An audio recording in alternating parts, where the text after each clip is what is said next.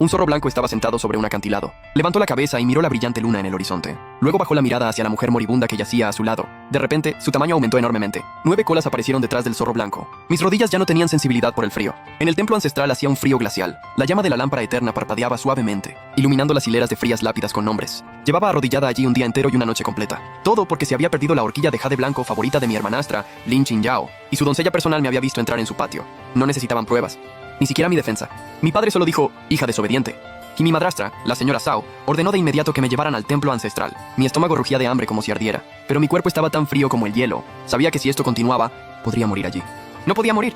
Aprovechando la noche y que la vieja guardiana se había quedado dormida, me arrastré, apoyándome en la pared y moviendo mis rígidas piernas poco a poco, hasta escabullirme por la pequeña puerta trasera del templo. Mi destino era el viejo y ruinoso templo abandonado en la montaña trasera. Aunque era un lugar desolado, al menos podría encontrar algunas frutas silvestres y raíces de regaliz para protegerme del viento y calmar el hambre. Justo cuando cruzaba la puerta del templo, un leve gemido llamó mi atención. Aprovechando la luz de la luna que se filtraba por el agujero del techo, y acurrucado en un rincón un bulto blanco como la nieve, me acerqué a mirar, y resultó ser un zorro completamente blanco, sin un solo pelo de otro color. Su pelaje era como el mejor de los brocados, brillando suavemente bajo la luz de la luna. Lo más extraño era que tenía una marca plateada en forma de media luna en la frente. Esta hermosa criatura respiraba con dificultad y dolor. Tenía una herida profunda en la pata trasera que dejaba ver el hueso. La sangre había teñido de rojo la hierba seca bajo su cuerpo. Mi corazón dio un vuelco. ¿Cómo podía haber en este mundo una criatura tan desgraciada como yo?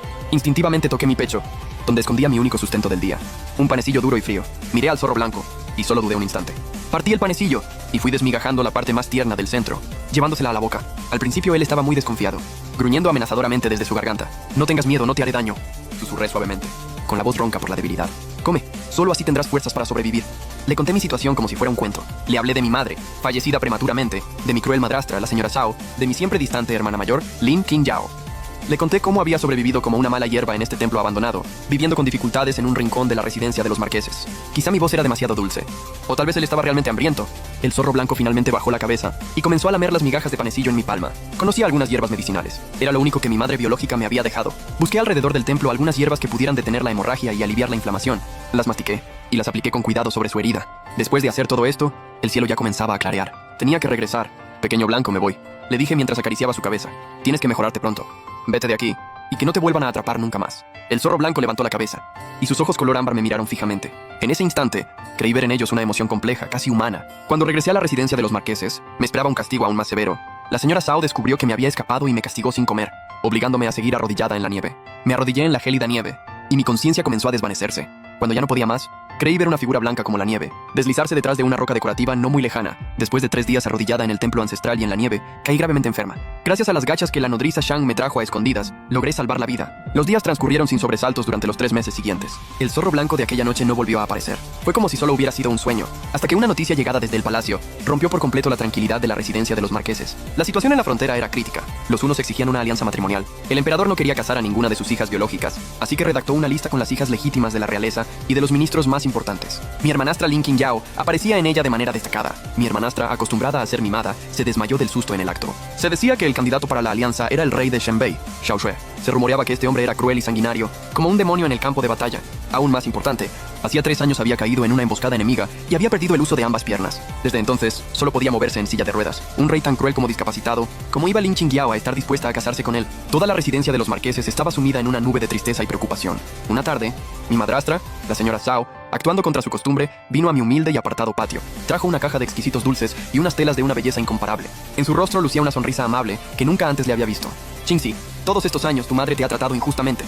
Tomó mi mano, y su tono de voz tan amable me puso la piel de gallina. Nadie da duros a 4 pesetas. Si alguien es tan amable de repente, es que algo trama. Bajé la mirada y no dije nada. Me quedé tranquila viendo su actuación. Efectivamente, después de unas falsas muestras de cariño, finalmente mostró sus verdaderas intenciones. Qingxi, tu hermana mayor es débil desde pequeña.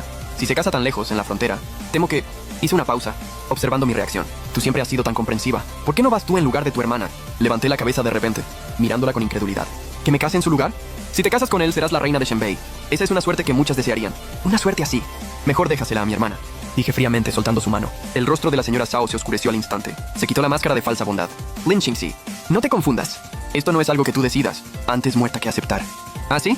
La señora Zhao soltó una fría carcajada. Le hizo un gesto a la dueña que la acompañaba. La dueña se acercó de inmediato y sacó un rollo de tela de su pecho. Al desenrollarlo, vi el retrato de mi madre biológica. Si no aceptas, quemaré una por una todas las cosas que dejó tu madre, hasta convertirlas en cenizas delante de tus ojos. Mi sangre se heló al instante. Eso era lo único que me quedaba de mi madre en este mundo. Miré el rostro triunfante de la señora Zhao y sentí un odio inmenso en mi corazón. Pero sabía que no tenía elección. Acepto. La desesperación me inundó por completo como una marea. Me recluyeron en mi patio hasta la víspera de la boda. Por la noche, estaba de pie junto a la ventana, mirando el cielo negro de la noche. Una figura blanca se posó silenciosamente en el alféizar de mi ventana. Era pequeño blanco. Parecía mucho más saludable que antes. Su pelaje era más brillante, y la marca de luna plateada en su frente resplandecía bajo la luz de la luna. Me miró fijamente. En sus ojos color ámbar se reflejaba mi rostro lleno de lágrimas. No sabía si él podía entender mi desesperación. Solo vi cómo giraba la cabeza hacia el patio principal, con un destello de luz fría y penetrante en sus ojos. El día de la boda, antes de que amaneciera, un grupo de mujeres me sentaron ante el tocador, con la corona fénix y el manto nupcial, rodeada de joyas. Ni siquiera el maquillaje exquisito podía ocultar la palidez de mi rostro. En el espejo parecía una marioneta cuidadosamente adornada, sin ningún atisbo de vida. Cuando llegó la hora auspiciosa, las mujeres me ayudaron a subir a la silla de manos. La comitiva nupcial tocaba y cantaba, mientras avanzaba por la calle Shuke, la más concurrida de la capital. Las aceras estaban llenas de curiosos. Sus murmullos llegaban a mis oídos a través del toldo de la silla. Esa es la joven de la residencia de los marqueses que se casa con el rey de Shenbei. Pobre muchacha. Dicen que el rey de Shenbei es cruel y despiadado, y además está paralítico. Esa muchacha no durará muchos días después de casarse. Escuchaba con indiferencia, con el corazón completamente helado, justo cuando la silla llegaba al centro de la calle Shuke. El bullicio a mi alrededor cesó de repente. Acto seguido, el cielo, que estaba despejado, comenzó a nevar sin razón aparente. El sonido de las chirimías se detuvo en seco. Incluso los caballos se detuvieron, resoplando inquietos. Me quedé perpleja e intenté levantar un poco el toldo para ver qué estaba sucediendo, cuando oí una exclamación de asombro a mi alrededor. ¡Cielos! ¡Es el consejero nacional! ¿Qué hace el consejero nacional aquí? Yunji, el consejero nacional, era el ser más misterioso e inalcanzable de la corte. Se decía que su arte mágico alcanzaba el cielo, que podía conocer el pasado y el futuro, y ni siquiera el emperador se atrevía a faltarle al respeto. Yo solo lo había visto una vez de lejos, durante la ceremonia de culto al cielo. Parecía un inmortal bajado de las montañas nevadas. Inalcanzable. No parecía de este mundo. ¿Qué hace él aquí?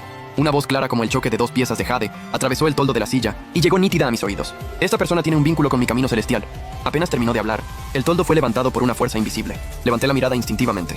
En medio de la tormenta de nieve, un hombre de cabellos plateados y túnica blanca flotaba en el aire. Su rostro era hermoso y distinguido, con una expresión de hielo perpetuo entre las cejas y los ojos, como si no perteneciera a este mundo terrenal. Era el consejero nacional, Yunji. En ese momento sus ojos color vidrio indiferentes me miraban fijamente. Consejero nacional, esto no es correcto. Estas nupcias fueron ordenadas por su majestad, dijo el oficial encargado de la comitiva temblando, pero no pudo terminar la frase, porque una fría mirada de Yunji lo dejó mudo de miedo. Yunji no hizo caso a nadie, extendió su mano hacia mí. Sus mangas ondeaban suavemente con el viento. Antes de que pudiera reaccionar, una fuerza suave me elevó. Me sacó de la silla y me hizo caer en un abrazo frío. A mi alrededor se oyeron exclamaciones de asombro. Sentí que los paisajes a mi alrededor pasaban a gran velocidad, con el viento silbando en mis oídos. Él me llevaba, volando con el viento. Ante la mirada atónita de innumerables personas, volamos hacia la atalaya de las estrellas, la más alta y misteriosa de la capital. Lo último que vi fueron los rostros atónitos de la comitiva nupcial de la residencia de los marqueses, como si hubieran visto un fantasma. Cuando volví a pisar tierra firme, me encontraba dentro de una elegante y exquisita estancia. Era la atalaya de las estrellas, la residencia del consejero nacional. El mobiliario era de una sencillez extrema. Aparte del humo que se elevaba del incensario, no había ningún otro adorno. Pero en todo el lugar se respiraba un aura fría, pura y etérea. Todavía llevaba aquel llamativo traje de novia. En ese entorno yo no encajaba en absoluto. Póntelo. Todavía aterrorizada, lo miré fijamente sin saber qué hacer. Él iba a ser mi maestro, el hombre sabio que me había rescatado de las aguas turbulentas. En silencio me cambié de ropa. Cuando salí, Yunji posó su mirada en mí por un instante. Desde hoy, eres mi única discípula. Su voz seguía siendo fría, sin ninguna emoción. Tu vínculo con el mundo mundano se ha roto. Te otorgo un nuevo nombre, Qingli. Lin Qingxi murió en aquella silla de manos. La que ha sobrevivido es Qingli. Me arrodillé y le hice la reverencia de aprendizaje. Tu discípula Qingli saluda a su maestro. El consejero nacional, Yunji, había aceptado a una discípula mujer, y además la había arrebatado de la comitiva nupcial del rey de Shenbei.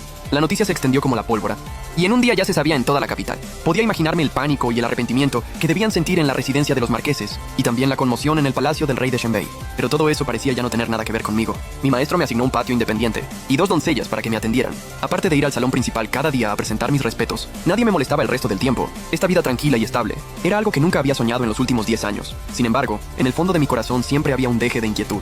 ¿Por qué mi maestro me había rescatado? ¿Acaso solo por ese supuesto vínculo con el camino celestial? Por la noche me revolvía inquieta en la cama. Cuando ya estaba a punto de quedarme dormida, algo peludo saltó de repente sobre mi cama. Me desperté sobresaltada. Al abrir los ojos, me encontré con unos familiares ojos color ámbar. Pequeño blanco, exclamé a modo de prueba. Era el zorro blanco. Estaba sano y salvo en la residencia del consejero nacional, que era tan segura, y en mi cama. Lo abracé llena de alegría. No opuso resistencia. Al contrario, buscó una postura cómoda y se acurrucó, ronroneando satisfecho desde su garganta. Al abrazar su cálido cuerpo, mi corazón, que estaba en vilo, finalmente se calmó. Durante aquellos días en la residencia del consejero nacional, lo había recordado a menudo, preocupándome por si estaría bien. Nunca imaginé que él mismo me buscaría. Pequeño blanco, ¿cómo has llegado hasta aquí? Esto es la residencia del consejero nacional, murmuré mientras acariciaba su suave pelaje. El zorro blanco bostezó perezosamente y frotó su cabeza contra mi palma. En la noche, con todo en silencio, abracé al zorro blanco y poco a poco me fui quedando dormida. En sueños, volví a aquel frío templo abandonado. Murmuré entre sueños. Pequeño blanco, no tengas miedo. En la oscuridad, el zorro blanco acurrucado a mi lado abrió lentamente los ojos. En sus pupilas color ámbar había una ternura infinita.